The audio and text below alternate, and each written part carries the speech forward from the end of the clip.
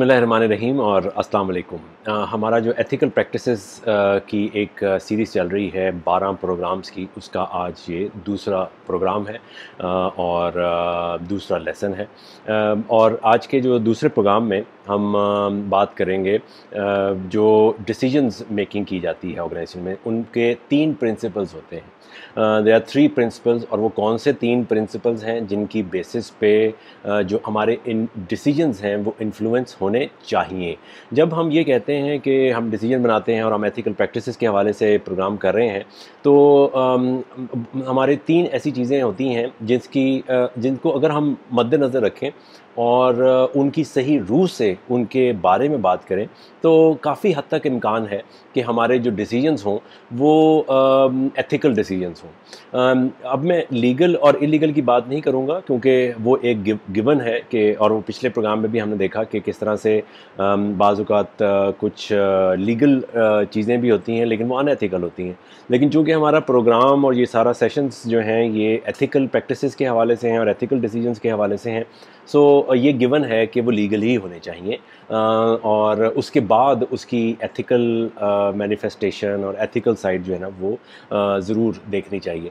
सो ये जो डिसीजंस हैं वो 3 ऐसी चीज़ें हैं जिसके ऊपर उन 3 चीज़ों की वजह से इन्फ्लुएंस होते हैं। और वो क्या चीज़ें हैं वो हम आज के सेशन में देखेंगे। इससे पहले मैं आपको ये बता दूं कि ये जो प्रोग्राम्स हम कर रहे हैं, जो 12 सेशंस हैं, इसमें जो डाटा लिया गया है वो, या जो इन्फॉर्मेशन है हमारे पास, मेरे अपने पर्सनल एक्सपीरियंस उसमें ऐड हो रहे हैं। और ये ज़्यादातर इन्फॉर्मेशन जो है वो CIPD की जो बहुत सारी रिपोर्ट्स हैं, चूँकि मैं CIPD का मेंबर हूँ, तो उसकी बहुत सारी रिपोर्ट्स, उसकी रिसर्च डाटा वो भी यूज़ किया गया है। उसके अलावा हार्वर्ड बिजनेस रिव्यू के कुछ से इंफॉर्मेशन ली गई है। उसके अलावा बहुत सारी और किताबें हैं, और प्लस मेरा अपना ज़ाती एक्सपीरियंस है जिसकी बेसिस पे हम ये प्रोग्राम जो है वो कर रहे हैं। आपके कोई सवाल हो, कोई बात हो आपने पूछनी हो, तो वो आप ज़रूर जो एंड पे मैं अपना ईमेल भी दे देता हूँ और नीचे कमेंट्स में भी आप दे सकते हैं। सो वो जो 3 बेसिक चीज़ें हैं वो क्या हैं? पहला तो है काम, वर्क जो है वो इन्फ्लुएंस करता है हमारी डिसीजन मेकिंग को ऑर्गेनाइजेशन में। जो उसके अलावा पीपल हैं, एंड देन प्रोफेशनलिज्म, जो हमारा प्रोफेशनलिज्म है उसके हवाले से वो करते हैं। अब इन तीनों चीज़ों को बारी बारी हम देखेंगे कि उसमें उनके अंदर कौन सी ऐसी चीज़ें हैं, वो किस तरह से, इसको थोड़ा सा मैं एक्सप्लेन भी साथ साथ करता जाऊँगा। पहला है वर्क। तो काम जो है, इसको मैं गुड वर्क कह रहा हूँ। Good work is purposeful. जो भी अच्छा काम होता है उसकी कोई ना कोई मकसद ज़रूर होता है। It is designed to help everyone use their skills and talents effectively and find personal meaning in the work they do. So जो काम है, जो आपका अच्छा काम है ऑर्गेनाइजेशन में, एक तो ये कि वो बामकसद होता है, उसका कोई ना कोई पर्पज़ होना चाहिए ऑर्गेनाइजेशन के अंदर। और अगर उसका कोई पर्पज़ नहीं है और आप बिला वजह आपने बस एक जॉब ढूंढी और जॉब करनी शुरू कर दी, तो वो बहुत सारे आपको स्ट्रेसेस भी दे सकती है, आपकी हेल्थ को भी ख़राब कर सकती है, आपको चिड़चिड़ा भी आपको कर सकती है, और आपको शायद मज़ा ही ना आए। वो आप पैसे तो मिल जाएँ, आपको पैसे लेते रहें आप, ओवर द ईयर्स आपको उसका फ़ायदा भी हो जाए और आप एक्सपीरियंस भी हो जाए उसके अंदर, लेकिन अगर वो काम ही ऐसा अच्छा नहीं है जो कि जिसका कोई मकसद ही नहीं है जो आप काम कर रहे हैं, तो फिर वो ऑफ कोर्स बहुत सारी तकालीफ पैदा करेगा। अदर इम्पॉर्टेंट चीज़ जो इसके अंदर है वो ये है कि it is design to help everyone use their skills and talents. तो अच्छा काम वो होता है जो कि आपकी जो स्किल्स हैं और आपकी टैलेंट को इस्तेमाल करने में, इफ़ेक्टिवली इस्तेमाल करने में उसका कोई फ़ायदा हो जाए आपको और ऑर्गेनाइजेशन को और इन जनरल सोसाइटी को, तो तब वो एक अच्छा काम कहलाता है। मैं अक्सर लोगों से ये जो स्किल्स होते हैं लोगों की, वो अक्सर ज़ाया हो जाती हैं, अक्सर टैलेंट ज़ाया हो जाता है मुख्तलिफ़ ऑर्गेनाइजेशन में। ख़ास तौर पे हम इसको मजाक से ही अक्सर कहते हैं, लेकिन दुख वाली बात भी है कि सरकारी इदारों में बहुत ज़्यादा ये ट्रेंड है कि वहाँ पे बहुत ज़्यादा आपका जो स्किल है और टैलेंट है वो ज़ाया हो रहा होता है। ख़ास तौर पे जूनियर लेवल पे तो बहुत ही ज़्यादा ऐसा हो रहे होते हैं लोग। सीनियर लेवल पे भी अक्सर औक़ात अपना जो सही स्किल है या सही टैलेंट है वो इस्तेमाल नहीं कर पा रहे होते। मैं अक्सर औक़ात अपने ट्रेनिंग प्रोग्राम्स में जब लोगों से ये ज़रूर कहता हूँ कि एक अपनी टैलेंट की और अपने स्किल्स की, जो काम आपको आता है उसकी एक लिस्ट बनाना शुरू कर दें, और उसमें से फिर ये देखें कि आप सबसे अच्छे काम आपके कौन से, उसमें से उसको शॉर्ट लिस्ट करना शुरू कर दें। और जब वो शॉर्टलिस्ट करते हैं और फिर जो सारे के सारे 20-25 लोग अगर बैठे हुए हैं ग्रुप के अंदर, तो सबका इकट्ठा कर लिया जाए, तो आप हैरान होंगे कि आपकी ऑर्गेनाइजेशन के अंदर ऐसा ऐसा लोगों के पास टैलेंट होता है, स्किल होता है, जो कि उनसे कभी किसी ने पूछा ही नहीं होता कि यार ये भी तुम्हें काम आता है। तो जब भी ऑर्गेनाइजेशन में उसकी ज़रूरत होती है तो वो उनको इस्तेमाल किया जा सकता है। तो ये एक बड़ी इफ़ेक्टिव एक्टिविटी है अगर आप अपनी ऑर्गेनाइजेशन में या अपने डिपार्टमेंट में करना चाहें, कि लोगों से कहें कि जो भी उनको आता है, जो भी स्किल है उनकी, वो लिखें, मतलब जो कि इफ़ेक्टिव भी हो। मतलब अगर कोई ऐसी स्किल जो कि ऑर्गेनाइजेशन में लगता है आपको कि इस्तेमाल नहीं होने वाली, लेकिन वो भी लिख दे, तो हो सकता है कभी काम आ जाए। या वो जो लिखने वाला है वो भी सोचे कि यार ये मुझे स्किल मतलब कभी काम ही नहीं आनी, तो मैं कोई ऐसी स्किल ही अपना लूँ जो कि काम आने वाली हो मेरी ऑर्गेनाइजेशन में। तो वो जो स्किल्स हैं लिख लेना उनको, और टैलेंट को जान लेना ऑर्गेनाइजेशन के अंदर, वो मदद देता है आपको अपने उन लोगों को इफ़ेक्टिवली यूटिलाइज़ करने में जिनको वो स्किल है और वो किसी तरह से इस्तेमाल ही नहीं हो रही। मिसाल के तौर पे कोई मार्केटिंग का बंदा है, या कोई अकाउंट्स का है, या एचआर का है, या इंजीनियरिंग का है, और उसको एक्सेल के ऊपर बहुत कमांड है, बहुत अच्छे उसको फार्मूलाज आते हैं, बहुत अच्छा उसको काम आता है, और उसने कभी ये चीज़ें इस्तेमाल नहीं की, वो बेसिक चीज़ें कर रहा है। और अगर उसको और लोगों को पता चल जाए और आपको पता चल जाए, तो वो लोगों को सिखाने में भी इस्तेमाल हो सकता है। प्लस अगर कोई ऐसा काम आए ऑर्गेनाइजेशन में जहाँ पे डाटा एनालिसिस करनी है, तो वो वहाँ पे इस्तेमाल हो सकता है। इसके अलावा अगर किसी को बोलना बड़ा अच्छा आता है, किसी को ट्रेनिंग आती है, किसी को किताबें बड़ी अच्छी पढ़नी आती हैं, किसी को जो जो किसी एक ख़ास कॉन्सेप्ट के हवाले से इकोनॉमिक्स के कॉन्सेप्ट का किसी को पता है, या किसी को बिज़नेस के कॉन्सेप्ट्स का पता है, तो वो चीज़ें शेयर कर सकता है, और फिर वो ऑर्गेनाइजेशन में फ़ायदेमंद भी हो सकता है। दूसरा पॉइंट ये है कि good work is safe and inclusive. Safe क्या है कि अच्छा काम वो होता है जिसमें सेफ़, एक तो ये कि फ़िज़िकली सेफ़ होना चाहिए ऑफ़ कोर्स। वो अगर उसमें हैज़ार्डियस है, उसमें आपकी सेहत की ख़राबी है, तो वो that's not a good work. और अगर ऐसा मौका है तो फिर ऑर्गेनाइजेशन को ज़ाहिर है देखना चाहिए, डिसीजन ऐसे लेने चाहिए कि वो उस काम को करने वाले लोगों को ऐसे इक्विपमेंट्स और ऐसी मौके एनवायरनमेंट फराहम करें जहाँ पे उनका काम अच्छे तरीके से पाया तकमील तक पहुँच सके। और इंक्लूसिव होना चाहिए, यानी कोई ऐसा काम जो कि चंद लोग कर सकते हो बाकी ना कर सकते हो, यानी उसके अंदर डिस्क्रिमिनेशन नहीं होनी चाहिए, कि वो काम सबको मौका मिलना चाहिए, अपॉर्चुनिटी सबके पास आनी चाहिए, कि वो लोग, कोई एक प्रोजेक्ट आया है या काम आया, तो वो सबको अवेलेबल होना चाहिए, कि वो हर कोई जो कुछ कर सकता है वो करे। तो वो चंद एक लोगों तक, मखसूस लोगों तक, या ख़ास किस्म की रेस तक, या ख़ास किस्म के एज के लोगों तक, या ख़ास किस्म के उस तक। हाँ, अगर वो काम कुछ ऐसा है जहाँ पे आपने चाहते हैं कि यार उसमें आपने लिमिट कर दिया है कि यार इस किस्म के ही लोग ही ज़्यादा बेहतर कर सकते हैं, वो आपकी अपनी एक जजमेंट है, लेकिन उसके अलावा इंक्लूसिविटी होनी चाहिए उस काम के अंदर। It recognises contribution in a fair manner and values human connection, यानी काम ऐसा होना चाहिए जो कि ह्यूमन कनेक्शन को वैल्यू करे, कि आप लोग एक दूसरे के साथ बात करने में अच्छा महसूस करें, टीम वर्क ज़्यादा मुनासिब हो सके उस काम के दौरान, लोग एक दूसरे की कंट्रीब्यूशन को वैल्यू करें, और फेयर हो वो काम सबके करने के लिए।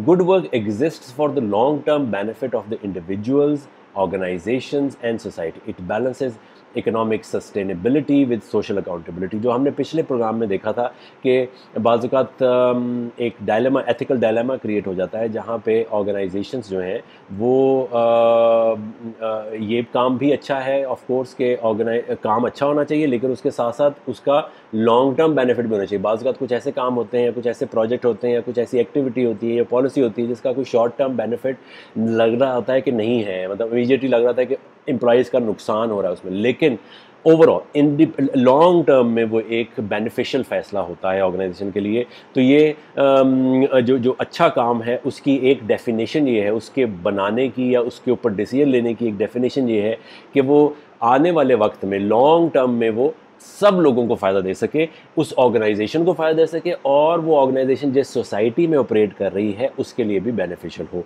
और बैलेंस करे economic sustainability with social accountability. यानी यानी कि फाइनेंशियली भी, इकोनॉमिकली भी वो प्रोजेक्ट या वो काम सस्टेनेबल होना चाहिए, कि आज शुरू किया तो ये ना हो कि 6 महीने के बाद ठप करके बैठे हो, सारे फारिग हो जाए। इकोनॉमिकली स्टेबल होना चाहिए, प्लस सोशली अकाउंटेबल, यानी कि चोरी चकारी वाला नहीं, फ्रॉड के थ्रू नहीं, फेकिंग के थ्रू नहीं, गलत अनएथिकल प्रैक्टिसेस के थ्रू नहीं पैसे कमाने। उसके अंदर आपने इकोनॉमिक सस्टेनेबिलिटी भी उसकी देखनी है, और अकाउंटेबिलिटी भी होना है सोशल को, कि लोगों को नुकसान ना पहुँचे। आपकी जिस जिस जिस इन्वायरमेंट में आप ऑपरेट कर रहे हैं उसका माहौल ख़राब ना हो। अगर फैक्ट्री है कोई, जिस शहर में काम कर रहे हैं वहाँ पे उसको तो कोई नुकसान नहीं हो रहा। आपकी सोसाइटी बना लेने से वहाँ पे क्या फसलें तो नहीं ख़राब हो जानी, या वहाँ पे कोई आपका एक पानी का प्लांट लगा लेने से क्या वहाँ का पानी का वाटर लेवल तो डाउन नहीं। There lots of such activities जो कि उसमें देखी जा सकती हैं। चौथा क्या है, work can and should be force for good for organisation, it's people and communities, societies and economies within which the business operates. तो ये वही बात है, घूम फिर के किसी और तरीके से पेश की कर रहा हूँ कि जो आपका काम है, जो ऑर्गेनाइजेशन का काम है, वो it should be a good work for the for the organisation, लोगों के लिए और कम्युनिटीज़ के लिए जहाँ पे वो ऑपरेट कर रहे हैं।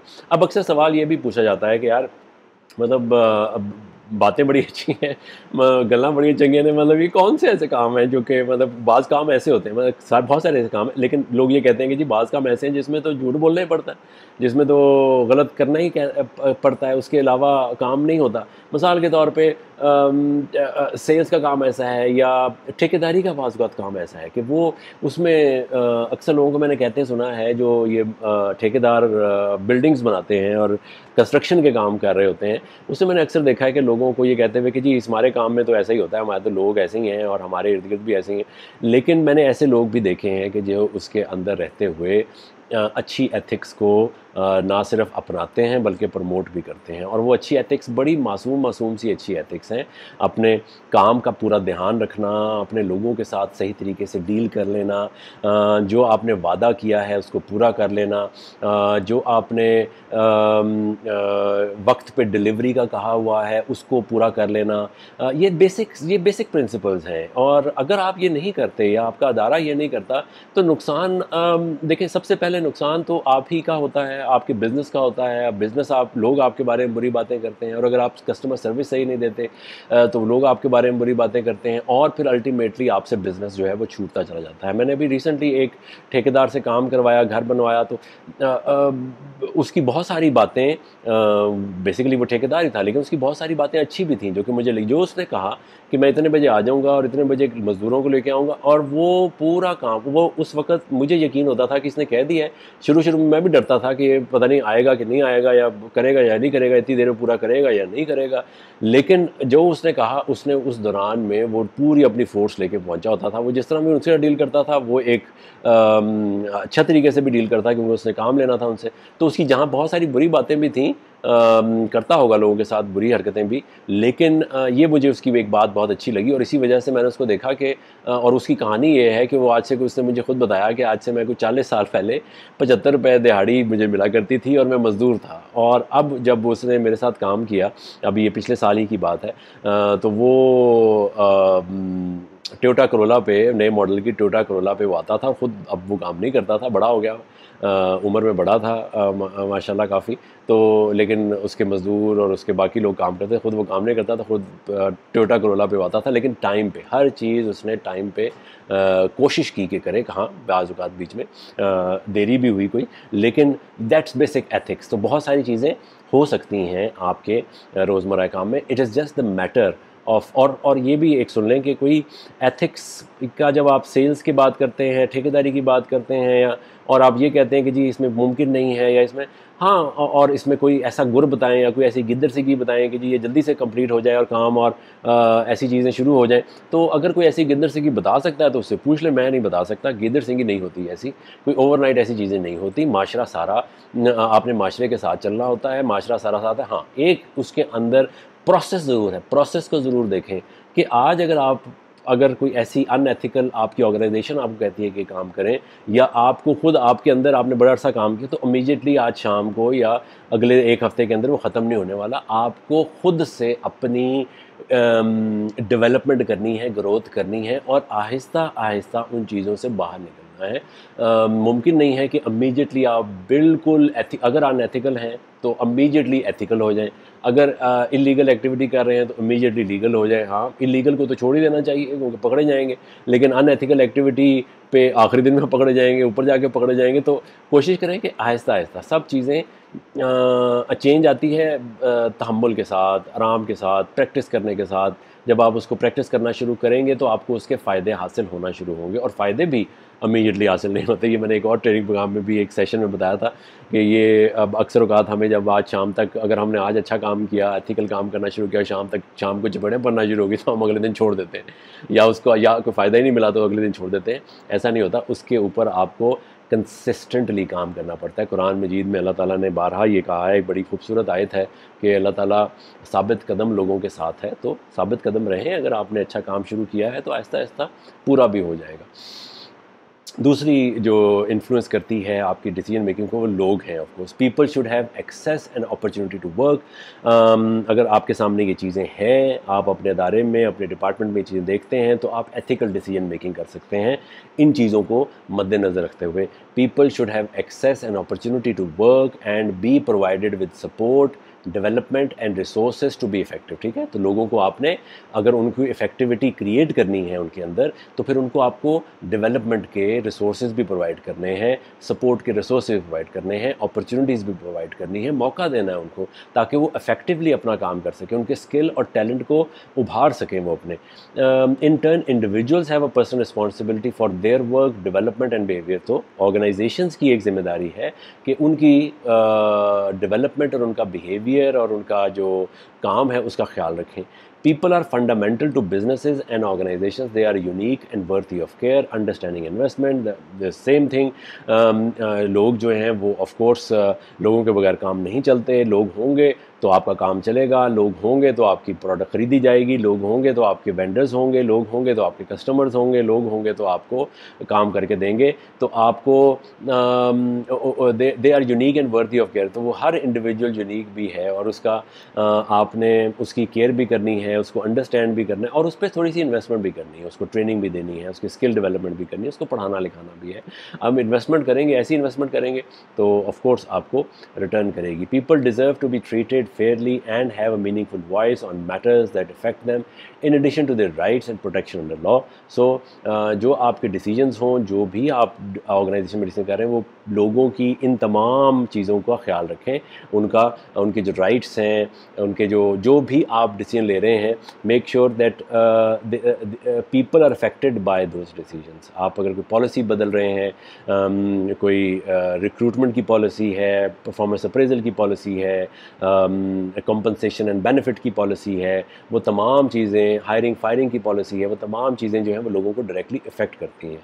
सो उनकी इसके अंदर वॉइस ज़रूर शामिल होनी चाहिए अगर आप अच्छे तरीके से उनसे काम करवाना चाहते हैं। तो लोग नहीं बोलते हैं, मतलब इसकी अब आप एक प्रैक्टिकल साइड देख लें, लोग नहीं बोलेंगे, लोग बात ही नहीं करते। लोगों से पूछा जाए वो कहते हैं हाँ जी जी सर जो आपने कह दिया ठीक है, बाद में जाके कोने खुदरों में जाके रोते हैं ठीक है, रोते से मुराद ये कि बातें करते हैं, लोगों से बातें करते हैं कि यार ये क्या पॉलिसी में, भाई जब पॉलिसी बना रहे थे उस वक्त बोले क्यों नहीं, उस वक्त क्यों नहीं बताया। तो लोग शुरू में नहीं बोलते और ये बहुत सारे लोग ऐसे होते हैं जो कि, और क्यों नहीं बोलते, क्योंकि डरते हैं कि कहीं उनकी नौकरी ना चली जाए। सो ये जो डर है और ये जो लोगों को बुलवाना है, ये ऑर्गेनाइजेशनल कल्चर का काम है। वो हम अगले भी एक सेशन में बात करेंगे, कल्चर के हवाले से एक और लेसन है उसके अंदर बात करेंगे। लेकिन ये ऑर्गेनाइजेशन कल्चर पे डिपेंड करता है कि आपका ऑर्गेनाइजेशन जो है वो वन मैन शो है, डिक्टेटर वो है, और वो अगर कभी किसी ने बोला तो फिर उसके साथ क्या हुआ, देखा वो बोला था तो वो उसकी तो मतलब आप कोई सुनता नहीं है, निकाला नहीं गया नौकरी से या उसकी तनख्वाह कम नहीं हुई, लेकिन उसके बाद उसके साथ जो बेइज्जतियाँ होती हैं उसकी, तो मैं तो बोलूँगा नहीं भाई।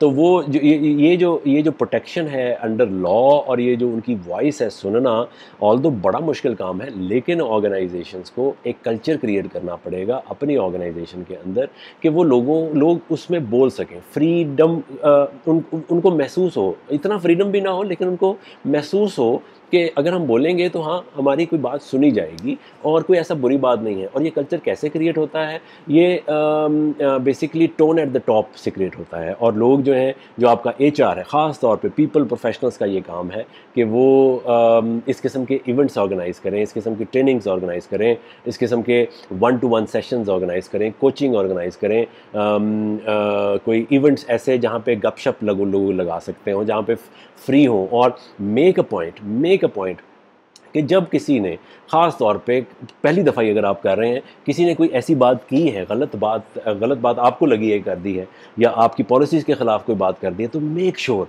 कि उसको तो आप कुछ भी ना कहें। उसको तो आप कोशिश करें शुरू में आप उसको उसकी पॉइंट ऑफ व्यू को सुने। और ये सुनना और कम्युनिकेट करना और फीडबैक लेना, ये मैंने किसी और प्रोग्राम से बताया हुआ है आपको कि ह्यूमन रिसोर्स आज की मिलेनियम जनरेशन जो है वो they are too open and they are too knowledgeable. Information बहुत है, नॉलेजेबल शायद इधर ना हो, लेकिन इन्फॉर्मेशन उनके पास बहुत है। और डरते भी बहुत, अब इतने ज़्यादा डरते भी नहीं हैं। हाँ, डरते भी होंगे कुछ लोग, लेकिन अब बहुत ज़्यादा जो नई जनरेशन है वो बहुत ज़्यादा डरती भी नहीं। सो उनको पास बहुत इन्फॉर्मेशन है और उनको आप बड़े अच्छे तरीके से उनको हैंडल कर सकते हैं अगर आप उनको अपॉर्चुनिटी प्रोवाइड करें कि वो बात करें, और उनकी वो बात जो है उसको कहीं ना कहीं आप पूरा भी करें। उनकी जो भी उन्होंने सजेशन दिया है या कमेंट दिया है या कोई क्रिटिसिज्म रेज़ किया है आपके बारे में। और जो तीसरी चीज़ है वो प्रोफेशनलिज्म है। पीपल प्रोफेशनल्स के लिए इसका क्या मतलब है? पीपल प्रोफेशनल्स के हवाले से ही मैं बात करूंगा इसके अंदर। We are committed to continue development and to making value based decisions. ठीक है, तो पीपल प्रोफेशनलिज्म क्या होता है कि वैल्यू बेस्ड डिसीजन करें, कमिटेड एंड कंटिन्यूअल डेवलपमेंट करें। अगर आपकी डेवलपमेंट कुछ अर्से के बाद आपने रोक दी है, आपने आज से 20 साल पहले या 10 साल पहले कोई ट्रेनिंग प्रोग्राम अटेंड किया था या कॉलेज की डिग्री हासिल की थी और उसके बाद से आपने कहा छड्डो यार है कि बकवास है, पढ़ा ही नहीं जाता आपसे, किताबें नहीं पढ़ी आपने, या आपने कोई नया कोर्स ही नहीं सीखा, या नया कोर्स ही अटेंड नहीं किया, या आपने खुद से कोई अपनी डेवलपमेंट ही नहीं की, तो that is not professionalism. Professionalism का खास तौर पर मतलब ये होता है कि you have a continual development. आप प्रोफेशन के साथ एक एट पार रहें आप वक्त के साथ साथ। We are all ambassadors for the people profession, acting with integrity and championing better work and working lifes in all we do. ठीक है, तो एक तो एम्बेसडर हैं ऑफ पीपल प्रोफेशन के, आप सफ़ीर हैं इस काम के, इंटेग्रिटी के साथ काम करने के, और वर्किंग लाइफ्स को बेहतर करने में, बेहतर वर्किंग लाइफ्स को बेहतर करने में आपने आसानियाँ तकसीम, मुझे इशफाक साहब कहते थे कि आसानियाँ तकसीम करना है, तो वो आसानियाँ तकसीम करनी है। पीपल प्रोफेशनल्स का जो ख़ास एक मोटो होना चाहिए वो आसानियाँ तकसीम करना। मतलब आपके पास आके लोग ये ना समझे कि उत्थे जानने आते मतलब काम में नहीं होता, मतलब उस HR को बता दिया तो इसका मतलब है लै भाई खूह खाते में गई चीज़। तो लोग ये फील नहीं होना चाहिए। People should feel comfortable in coming to your office, meeting you, and thinking that if they come to you, even if their work is not done, they would understand that it was not possible. They would understand that that was out of the company policy, that and there are and why it is out of company policy, that also have to be told. And if it is out of company policy and many people are saying this, then you need to reconsider your policy also. So in that sense, you are a bridge between the people who are complaining and the management who is there, and you need to bridge that gap by maybe relooking the policy, changing the policy and seeing के अब वक्त बदल गया है, तो क्या ये हमारी जो काइंड ऑफ कंपनसेशन पॉलिसी है चेंज होनी चाहिए कि नहीं होनी चाहिए? क्या हमारी ये जो सेफ्टी इक्विपमेंट की, इंक्लूसिविटी की, और क्योंकि जितनी भी प्राइवेट ऑर्गेनाइजेशंस हैं, ख़ास तौर पर पब्लिक में भी होना चाहिए ये, वहाँ पे ज़रा पॉलिसीज़ को चेंज करना मुश्किल होता है, ऑफकोर्स बहुत ही मुश्किल होता है, लेकिन जो प्राइवेट ऑर्गेनाइजेशन होती है वहाँ तो बहुत आसान होता है पॉलिसीज़ को चेंज करना। आपने कोई चीज़ ऐसी महसूस की जो कि अब वैलिड नहीं है, बड़े अरसे से चल रही थी, पिछले 15-20 साल से ऑर्गेनाइजेशन चल रही है और ये पॉलिसी चली जा रही है, वाई? अब तो लोग बदल गए हैं, वक्त बदल गया है, टेक्नोलॉजी बदल गई है, चीज़ें बदल गई हैं, सो पॉलिसीज़ भी चेंज होनी चाहिए। सिर्फ कॉम्पनसेशन की नहीं, कॉम्पनसेशन तो वक्त के साथ साथ बढ़ती चली जाती है।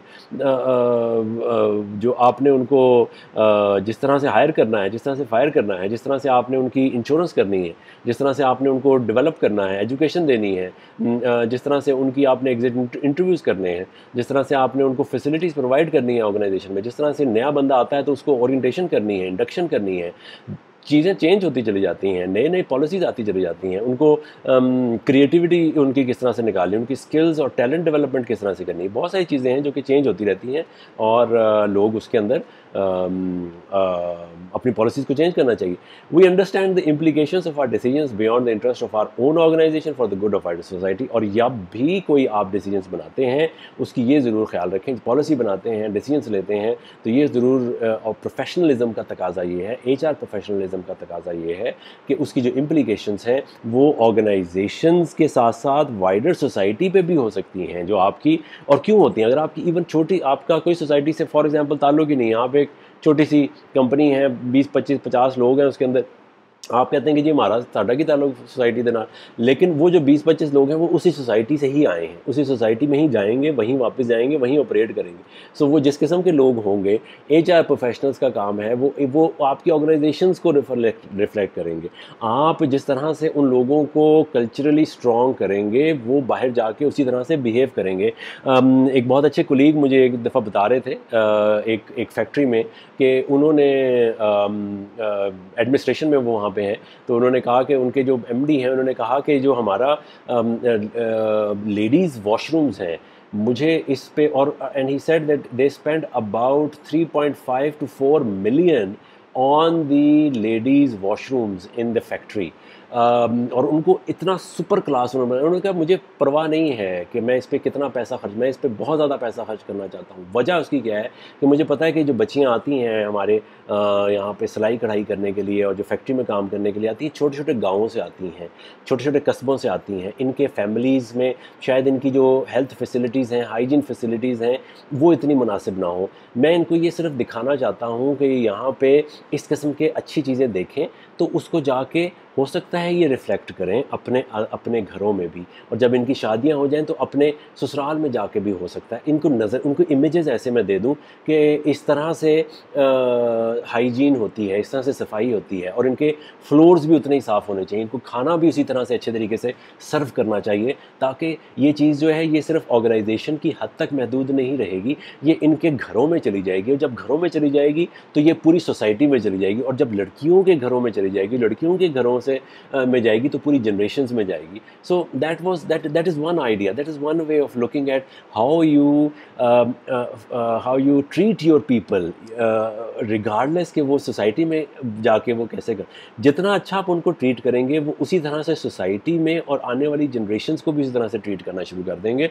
I have worked in hospitality industry for 4 years, अभी तक माशाल्लाह that was a brilliant period of my time. और जो कुछ मैंने वहाँ पे सीखा, मेरी इमेजेस इतने खूबसूरत, इतने स्ट्रॉन्ग, और हॉस्पिटैलिटी आपको पता है कि बड़ी काइंड ऑफ सोफिस्टिकेटेड सी जगह होती है, सोफिस्टिकेटेड, वहाँ पे हर चीज़ बड़ी परफेक्ट लगी हुई होती है, और लैंप्स चल रहे हैं तो सफाइयाँ हो रही हैं, और फूल हैं, और सोफ़े खूबसूरत हैं, और चीज़ें खूबसूरत तरीके से डेकोरेशन हुई हुई है। सो वो अभी भी मेरी चीज़ है, तो मैं कोशिश करता हूँ कि जब भी मैं कोई नई चीज़ ख़रीदूँ या घर में कोई चीज़ लगाऊँ तो वो उसमें वही इसी किस्म का इमेज है, तो वो मेरे साथ साथ अभी चल रही है। इसी तरह से बहुत सारे लोगों के साथ उसी कॉलेज, उसी अदारे का जो कल्चर है वो घर में भी लेके जाते हैं, और वो सीखते हैं। वो इमेजेस इतने स्ट्रॉन्ग होते हैं, आप चाहे मुंह से कुछ ना ऑर्गेनाइजेशन बोले, लेकिन वो साइलेंट टीचर्स होते हैं ऑर्गेनाइजेशन का। जिस तरह का माहौल होता है, जिस तरह की वहाँ की जगह होती है, जिस किस्म के वहाँ की सीटिंग होती है, वॉशरूम्स होते हैं, खाने का तरीकाकार होता है, वही चीज़ें गैर दानिस्ता तौर पे आपके दिमाग में स्टोर होती रहती हैं, और आप वो घर भी लेके चले जाते हैं, और वो अगर आप इम्प्लीमेंट करना कोशिश करें तो बहुत अच्छी। और ये जो HR के लोगों का काम है, पीपल प्रोफेशनल्स के लोगों का काम है कि वो ऐसी अपॉर्चुनिटीज़ प्रोवाइड करें, प्रोफेशनलिज्म का उनका हिस्सा है, ताकि वो वाइडर सोसाइटी को भी सर्व कर सकें अच्छे तरीके से। और आखिरी पॉइंट ये है कि we are experts on people, work and change, and use our understanding of our business creates value to balance the risks and opportunities inherent in any organization। ठीक है, तो हम जो प्रोफेशनल हैं HR के, पीपल प्रोफेशनल्स हैं, वो expert हैं किसमें, लोगों में, काम के, अपने काम के और चेंज के एक्सपर्ट्स हैं। और अंडरस्टैंडिंग क्या है, and use our understanding of how business creates value to balance the risk and opportunities inherent. तो रिस्क और अपॉर्चुनिटीज़ दोनों साथ साथ चल रही होती हैं। तो HR के लोगों का काम ये है कि वो इन दोनों चीज़ों को बैलेंस कर सकें अपनी डिसीजन मेकिंग के थ्रू, अपनी एथिकल डिसीजन मेकिंग के थ्रू। सो ये 3 चीज़ें थी जो कि आपकी एथिकल डिसीजन मेकिंग को इन्फ्लुएंस करती हैं। क्या है? काम है, work, people and your own professionalism. तो इनमें जो हमने चीज़ें दिखाई वो अगर आप अपने ऑर्गेनाइजेशन में उनका ख्याल रखें और उनको ज़रा थोड़ा सा उनके ऊपर मज़ीद रिफ़्रेश करने की कोशिश करें और अपने इर्द गिर्द देखेंगे किस तरह से चीज़ें चलती हैं, तो I am sure you would be able to come up with very good solutions. At the end I would always say कि ये जो चीज़ें मैं बता रहा हूँ ये ज़रूरी नहीं है कि ये इमीडिएटली आप अप्लाई कर सकें। ये जो स्लाइड्स मैंने आपको दिखाई ये आपके पास स्टोर हो सकती हैं, आप इसको बार बार पढ़ें, बार बार देखें और डिस्कशन करें अपने डिपार्टमेंट में, अपनी एचआर की टीम के साथ डिस्कशन करें, अपने बॉसेस के साथ डिस्कशन करें, अपने पीएस के साथ डिस्कशन करें। एंड मे बी आफ्टर, अगर आपने आज शुरू किया है तो लेट्स से 1 साल के बाद, 2 साल के बाद जाके कहीं पे कुछ चीज़ें आप ऐसा ऐसा खुद महसूस करेंगे कि बदलना शुरू होगी। लेकिन वो बदलेंगी उस वक्त जब आप इससे पैवस्ता रहेंगे, ठीक है ना। तो पैवस्ता रहेंगे जब इस शजर से या किसी भी अच्छे शजर से, किसी भी एथिकल शजर से, तो वो ऐसा ऐसा चीज़ें जो हैं बाहर आना शुरू हो जाती है, ठीक है। सो ये हमारा ये प्रोग्राम था। मैं एंड पे आपको जो हमारे अगले आने वाले प्रोग्राम्स हैं, ये हमारे 12 प्रोग्राम्स हैं, एक थोड़ा सा उसके ऊपर रिफ्रेशर दे दूं। आज हमने प्रोग्राम नंबर 2 किया जो कि 3 की प्रिंसिपल्स था, और जो अगला हमारा प्रोग्राम है वो प्रोफेशनलिज्म पे होगा। उससे अगला programme professional principles of HR पे, सिर्फ एचआर के हवाले से बात करेंगे। उसके बाद हमारा 5वां प्रोग्राम इन्वेस्टर्स क्या चाहते हैं बिजनेस से और एचआर से, ठीक है, उसके बारे में हम बात करेंगे। फिर एक वर्क प्लेस लेंसेज का एक कोई तकरीबन 7 लेंसेज हैं, उसके ऊपर बात करेंगे। फिर हम बात करेंगे एम्बिशन और रियलिटी पे, ठीक है, ये बड़े मज़े की चीज़ है। एम्बिशन एक चीज़ होती है, रियलिटी जो आपका काम है कि उसको मिलाना। और फिर हम बात करेंगे 8 में कि trends impacting the world of work and it's, जो ट्रेंड्स हैं वर्ल्ड ऑफ वर्क के उससे एसोसिएटेड रिस्क क्या हैं और एचआर को कैसे इम्पैक्ट करते हैं। और हमारा 9वां सेशन होगा एथिक्स एंड वर्क एम्प्लॉयज़ की गाइड। फिर हमारा 10वां सेशन होगा ethical practices and role of HR, और 11वां होगा organisation culture and cultural change, और आखिरी प्रोग्राम होगा factors associated with ethical and unethical behaviours in the organisation. So thank you very much everyone from me and from Abundance Consulting. अगर आपका कोई सवाल है, कोई बात आपने पूछनी है, तो वो आप ज़रूर नीचे दिए गए हमारे सोशल मीडिया का जो प्रेजेंस है उसके ऊपर जाके बता सकते हैं, नीचे कमेंट कर सकते हैं। बहुत शुक्रिया, खुदा हाफिज़।